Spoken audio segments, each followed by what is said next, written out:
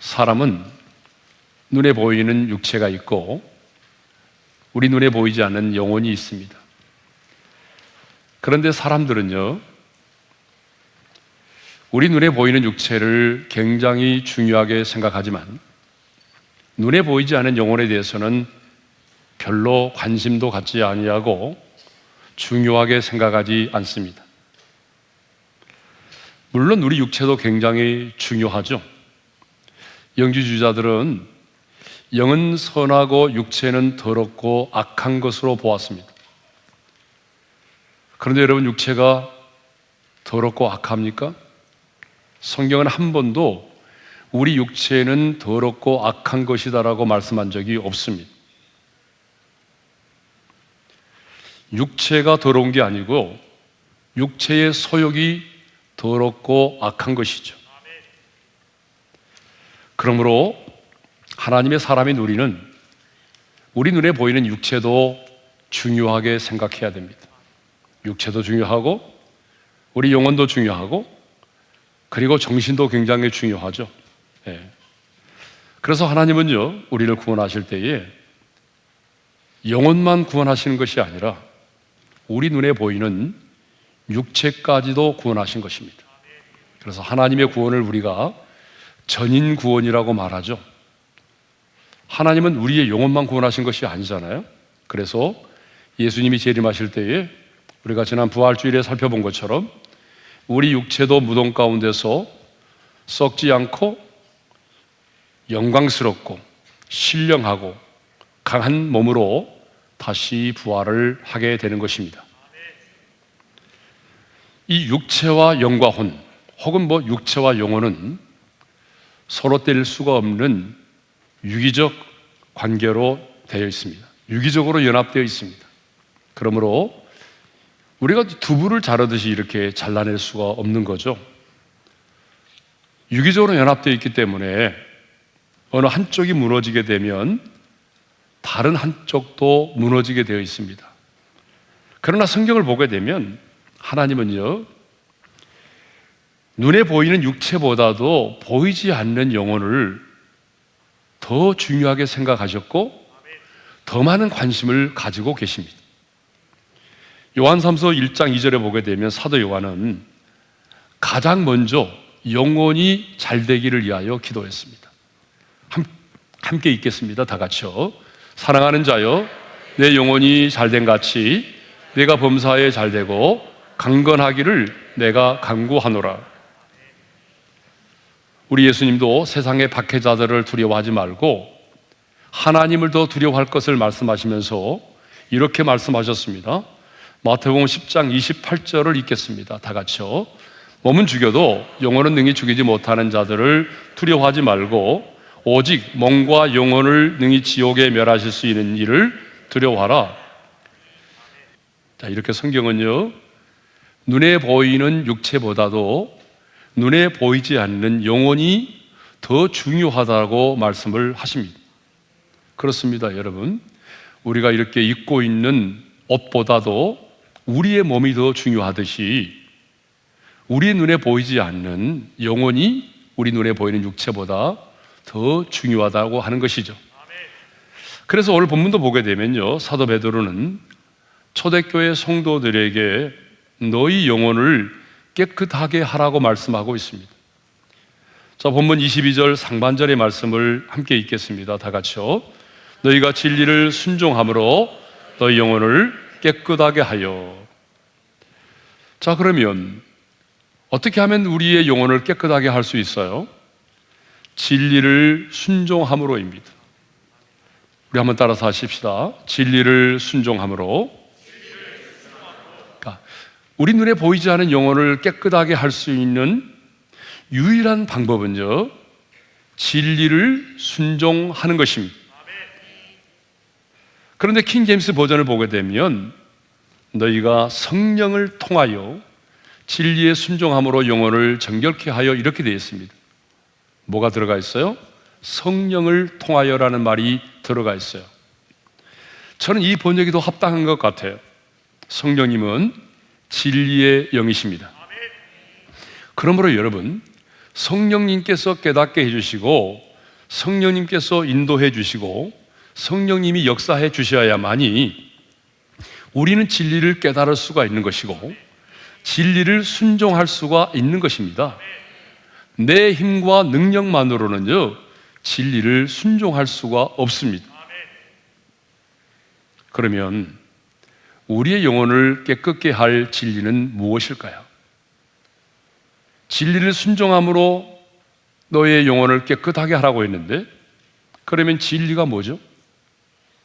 진리는요, 예수 그리스도가 진리십니다. 예수님은 자신이 곧 진리라고 말씀하셨어요. 요한복음 14장 6절의 말씀을 우리 함께 읽겠습니다. 다 같이요. 예수께서 이르시되 내가 곧 길이요 진리요 생명이니 나로 말미암지 않고는 아버지께로 올 자가 없느니라. 예수님 자신이 내가 곧 길이요 진리라고 말씀하셨어요. 뿐만 아니라 요한복음 17장 17절에 보게 되면 하나님의 말씀이 진리입니다. 함께 읽겠습니다. 다 같이요. 그들을 진리로 거룩하게 하옵소서. 아버지의 말씀은 진리니이다. 그러니까 우리의 구원을 위하여 인간의 몸을 입고 이 땅 가운데 찾아오신 예수 그리스도가 진리이시고 그분의 말씀, 곧 성경 말씀이 진리인 것입니다. 그러면 진리를 순종한다는 것은 뭘 의미하죠? 진리를 순종함으로 너희의 영혼을 깨끗하게 하라고 했는데, 진리를 순종한다는 건 뭘까요? 첫 번째로 예수를 믿음으로 내 영혼이 순결해지는 것을 말합니다. 자, 하나님이 우리 인간을 하나님 당신의 형상대로 지으셨죠. 하나님께서 당신의 형상대로 우리를 지으셨을 때에 우리의 영혼은 순결했어요.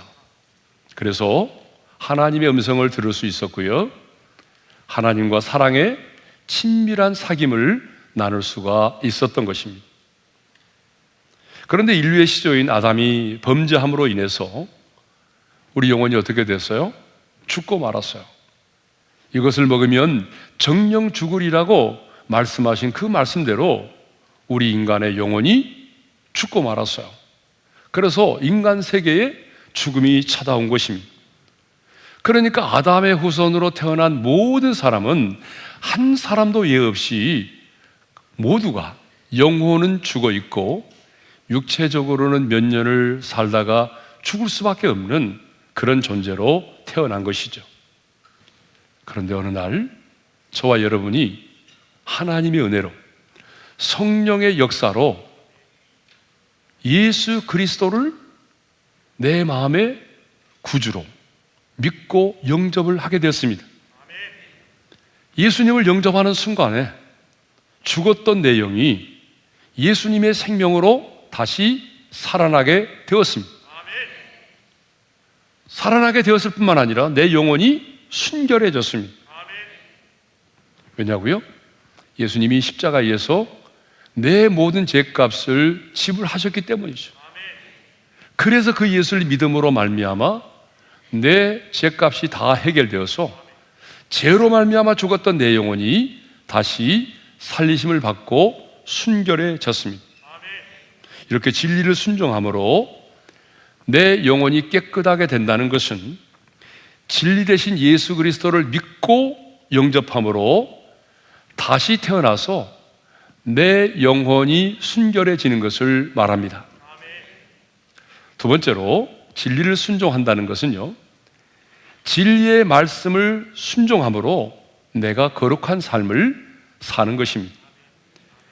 방금 말씀드린 것처럼 우리는 예수를 믿음으로 죽었던 내 영혼이 다시 살리심을 입었습니다.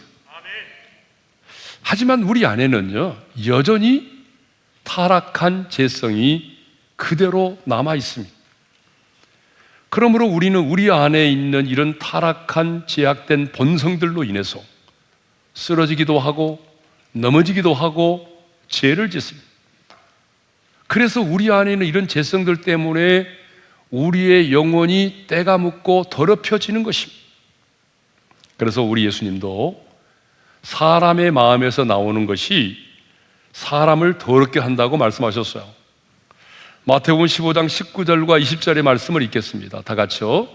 마음에서 나오는 것은 악한 생각과 살인과 간음과 음란과 도둑질과 거짓 증언과 비방이니 이런 것들이 사람을 더럽게 하는 것이요. 죄는 분명히 하나님과 멀어지게 만듭니다. 죄는요, 내 영혼을 병들게 만들어요. 그리고 내 영혼을 더럽게 만드는 것입니다. 그래서 바울은요, 고린도후서 7장 1절에서 거룩함을 온전히 이루어 육과 영의 온갖 더러운 것에서 자신을 깨끗하게 하라고 말하죠. 자, 우리 고린도후서 7장 1절의 말씀을 함께 읽겠습니다. 시작. 그런즉 사랑하는 자들아, 이 약속을 가진 우리는 하나님을 두려워하는 가운데서 거룩함을 온전히 이루어 육과 영의 온갖 더러운 것에서 자신을 깨끗하게 하자. 그러니까 누구에게 이렇게 부탁을 하는 거죠? 이 약속을 가진 자. 이 약속을 가진 자. 이 약속이 뭘까요? 하나님의 말씀입니다. 그러니까 하나님의 말씀을 가진 자, 하나님의 말씀대로 살려고 몸부림치는 자는요, 하나님을 두려워할 수밖에 없고, 하나님을 두려워하는 자는 거룩함을 온전히 이루어서 육과 영의 온갖 더러운 것에서 자신을 깨끗하게 한다는 것입니다. 자, 그러면 진리를 순종함으로 영혼이 깨끗해졌다는 의미는 뭘까요? 자, 진리를 순종함으로 너희 영혼을 깨끗하게 하라고 그랬잖아요. 그러면 영혼이 깨끗해졌다는 건 뭘 의미하죠? 예? 영혼이 깨끗해졌다는 말은요, 하나님과의 관계가 회복되었음을 말합니다. 하나님과 친밀해졌음을 말하는 거죠. 제가 방금 말씀드렸잖아요. 죄는 하나님과 우리를 멀어지게 만드는 거라고. 그런데 내가 죄를 회개하고 또 진리 대신 예수 그리스도를 영접하고, 그래서 내 영혼이 순결해지고 날마다 죄를 회개하고 주의 보혈로 의지하여 내 영혼을 씻고, 그러면요, 내 영혼이 깨끗해지잖아요. 그러면 하나님께로 더 가까이 갈 수 있는 것이고 하나님과 더 친밀해지는 거잖아요.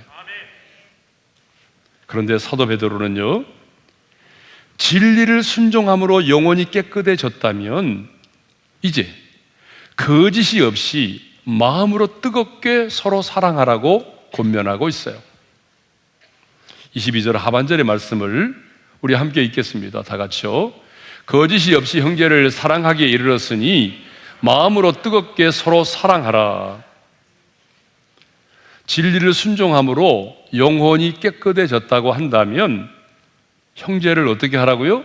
사랑하라는 것입니다. 이 말은 다른 말로 말하면 이런 말이지 않겠어요? 내 영혼이 깨끗해져 있지 않다면 거짓이 없이 마음으로 뜨겁게 형제를 사랑할 수 없다는 얘기죠. 그렇다면 우리는 보이지 않는 내 영혼이 얼마나 깨끗한지를 어떻게 알 수 있을까요? 보이지 않는 내 영혼이 얼마나 깨끗해져 있는지를 우리가 어떻게 알 수 있어요? 그것은 바로 눈에 보이는 바 형제를 사랑하는 것으로 알 수 있습니다. 또 예수님은요, 마지막 때가 되게 되면 많은 사람의 사랑이 식어지리라고 말씀하셨어요. 그러니까 우리 주님이 다시 오실 날이 가까워지면 가까워질수록 사람들은요, 사랑이 식어졌다. 굉장히 차갑고 매정하고 자기밖에 모르고 돈만을 사랑하는 그런 사람들이 된다는 거예요. 여러분, 지금 우리가 살고 있는 세상이 그러지 않아요? 근데 아마 이보다 더한 세상이 올 것 같아요. 네. 그런데 오늘 본문에 보게 되면요, 형제를 어떻게 사랑하라고 말하고 있어요? 아주 구체적으로 말씀하고 있어요. 그냥 사랑하라가 아니에요. 어떻게 사랑하라고 말해요? 첫째로, 거짓이 없이 형제를 사랑하라는 거예요. 그렇죠? 그래서 거짓이 없이 형제를 사랑하기에 이르렀으니, 이 거짓이 없이라고 하는 이 헬라의 단어의 뜻을 찾아보니까요, 이선땜이 없이 꾸밈이 없이 그런 말이에요. 이 말은 무슨 말이냐면 많은 사람들이 배우가 연기하듯이 사람에게 보이려고 꾸미는 사랑을 한다는 거예요. 그런데 오늘 하나님은 말씀하십니다. 그렇게 사랑하지 말라는 거예요. 사람에게 보이려고 꾸며가지고 배우가 연기하듯이 마음에도 없는데 그렇게 사랑하지 말라는 거예요. 성경에 보게 되면 그렇게 사랑했던 사람들이 있어요. 당시의 종교인들, 바리새인과 이 서기관들은요, 언제나 사람들에게 보이려고 금식하고, 사람들에게 보이려고 길거리에서 기도하고, 기록에서 기도하고, 사람들에게 보이려고 사람들을 의식하면서 사랑을 나타냈어요. 그들은 하나님의 말씀을 늘 묵상한 사람이고 연구하는 사람이고 말씀을 가르치는 사람들이었지만 한 번도 마음으로 누군가를 뜨겁게 사랑해 본 적이 없어요. 언제나 자신들의 기준을 가지고 판단하고 정죄했어요. 그래서 예수님은요, 그들을 향하여 이렇게 말씀하셨어요. 마태복음 23장 25절을 읽겠습니다. 시작. 화 있을 찐저 외식하는 서기관들과 바리새인들이여, 잔과 대접의 겉은 깨끗하되 그 안에는 탐욕과 방탕으로 가득하게 하는도다. 그리고 이어서 이렇게 말씀하셨습니다. 다 같이요. 눈먼 바리새인이여, 너는 먼저 안을 깨끗이 하라. 그리하면 겉도 깨끗하리라. 안을 먼저 깨끗이 하라는 거예요. 너희 눈에 보이지 않은 마음, 영혼을 먼저 깨끗하게 하라는 거죠. 그러면 겉도 깨끗하게 된다는 거죠. 그런데 그들은 뭐예요? 안은 탐욕과 온갖 지약으로 가득 차 있으면서도 안은 깨끗하게 하지 않고 어떻게 하면 사람들에게 잘 보일까? 겉만 깨끗하게 했다는 거죠. 사랑하는 척 했다는 거죠. 그러다 보니까 뭐예요? 경건의 모양만 있고 경건의 능력을 부인하는 자들이 된 것입니다. 두 번째는 어떻게 사랑하라고 말하죠? 마음으로 뜨겁게 사랑하라고 말하죠. 예, 마음으로 뜨겁게 서로 사랑하라. 여러분, 사랑은 머리로 하는 것이 아닙니다. 사랑은 가슴으로, 사랑은 마음으로 하는 것입니다. 그런데 머리로 하는 사람들이 많이 계세요. 여러분이 누군가를 사랑하면서 그 사람과 사랑의 관계 속에서 뭔가를 계산하고 사랑한다면, 또 여러분들이 뭔가를 그 사람을 사랑하면서 손익을 따라서 사랑의 농도를 결정한다면 그 사랑은 여러분 마음으로 하는 사랑이 아닙니다. 계산된 사랑이죠. 내가 저 사람에게 이렇게 사랑을 베풀면 적어도 그 사람이 나에게 이 정도는 해줄 거야. 여러분, 이렇게 사랑한다면 그건 사랑이 아니죠. 진정한 사랑은요, 계산되지 않아요. 여러분, 그렇죠? 사랑은 계산되지 않습니다. 부모가 자식을 사랑하는데 계산해서 사랑합니까? 계산하지 않아요. 무조건적이에요. 그게 바로 부모의 사랑이잖아요. 그러니까 내가 저 사람을 사랑함으로 내게 주어질 어떤 것들을 계산하지 말고 사랑하라는 거거든요. 그게 바로 마음으로 사랑하는 거예요. 그 다음에는 뭐라고 말하죠? 뜨겁게 사랑하라고 말하죠. 그래서 나는 처음에는 이 뜨겁게라는 말을 묵상하면서 열정적으로 사랑하라는 건가, 그렇게 이해를 했거든요. 그런데 원문의 뜻을 찾아보니까 그게 아니더라고요. 뜨겁게라는 말은 계속해서 끊임없이 끈기 있게 약화되지 않게, 그런 말이었어요. 그러니까 여러분, 뜨겁게 사랑한다는 것은 불같이 사랑하다가 금방 식어버리는 것이 사랑이 아니라 끈기를 가지고 포기하지 않고 계속적으로 사랑하는 것을 성경은 뜨겁게라고 표현하고 있어요. 예? 한순간 사랑하다가 중도에 포기하는 것이 아니라 끝까지 포기하지 않고 계속적으로 사랑하는 것을 성경은 뭐라고 말해요? 뜨겁게 사랑하는 거라고 말해요. 여러분, 우리 예수님이 그렇게 우리를 사랑하셨어요. 당시의 제자들도 그렇게 사랑하셨어요. 요한복음 13장 1절의 말씀을 읽겠습니다. 다 같이요. 6월절 전에 예수께서 자기가 세상을 떠나 아버지께로 돌아가실 때가 이른 줄 아시고 세상에 있는 자기 사람들을 사랑하시되 끝까지 사랑하시니라. 하나님은 끝까지 사랑하시는 분이십니다. 사랑은 포기하지 않습니다. 하나님이 우리를 그렇게 사랑하시는 줄로 믿습니다. 그런데 여러분, 거짓이 없이 마음으로 뜨겁게 사랑한다는 것은 결코 쉬운 일이 아닙니다. 그래서 많은 사람들이 불같은 사랑을 가지고 뜨겁게 시작했지만 중도에 포기해버린 경우가 얼마나 많습니까? 사랑이라는 말은 참 아름답고 매력적이지만 사랑한다는 것은 결코 쉬운 일이 아니죠. 그런데요, 오늘 하나님의 말씀은 우리에게 너무 큰 도전을 주고 있습니다. 거짓이 없이 형제를 사랑하기에 이르렀으니라고 말합니다. 자, 오늘 22절 하반절의 말씀을 다시 한번 읽겠습니다. 시작. 거짓이 없이 형제를 사랑하기에 이르렀으니 마음으로 뜨겁게 서로 사랑하라. 여러분, 이 말씀을 잘 보십시오. 뭐가 먼저죠? 마음으로 뜨겁게 서로 사랑하라는 게 먼저가 아니에요. 마음으로 뜨겁게 서로 사랑하라고 하는 명령 이전에 주신 말씀이 뭐예요? 거짓이 없이 형제를 사랑하기에 이르렀다는 거예요. 그러면 사랑하게 되었다는 이 의미는 뭘 의미하죠? 사랑하게 되었다는 것은 무엇을 의미합니까? 두 가지 의미가 있습니다. 첫 번째는요, 진리를 순종하여 내 영혼이 깨끗해진 것을 말하죠. 두 번째로는요, 하나님의 사랑이 우리 마음에 부은 바 되었다는 것이죠. 로마서 5장 5절의 말씀을 읽겠습니다. 다 같이요. 소망이 우리를 부끄럽게 하지 아니함은 우리에게 주신 성령으로 말미암아 하나님의 사랑이 우리 마음에 부은 바 됨이니. 자, 무조건적이고 절대적이고 영원하신 하나님의 사랑이 우리 마음에 부은 바 되었다라고 말하죠. 찾아보니까 완료 수동태예요, 이 말이.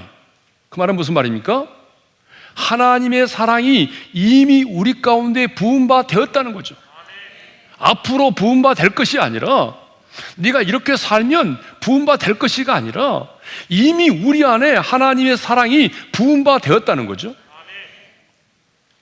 그렇다면 언제, 어떻게 하나님의 사랑이 우리 마음에 부은 바 되었을까요?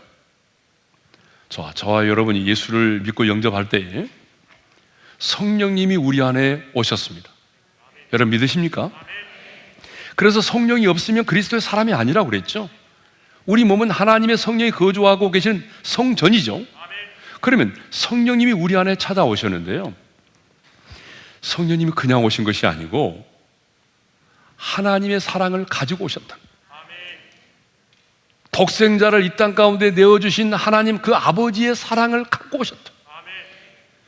성령의 충만은요, 성령의 온전한 지배를 받는 거예요. 그러니까 성령의 충만을 받아서 성령님께서 내 감정과 내 의지와 내 생각을 완전히 사로잡고 주관하시고 다스리게 되면 성령으로 말미암아 우리 가운데 부음받은 하나님의 사랑이 우리 가운데서 흘러 넘치게 된다는 거죠. 그러니까 성령의 충만의 증거가 뭐겠어요? 사랑이에요, 사랑.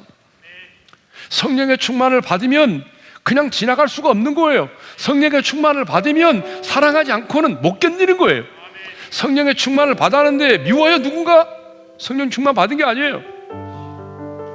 성령님께서 나를 온전히 사로잡으시면, 성령님이 내 마음과 생각을 완전하게 사로잡으시고 성령님이 주관하시고 다스리면 우리 안에 부음받은 하나님의 사랑이 흘러나오는 겁니다.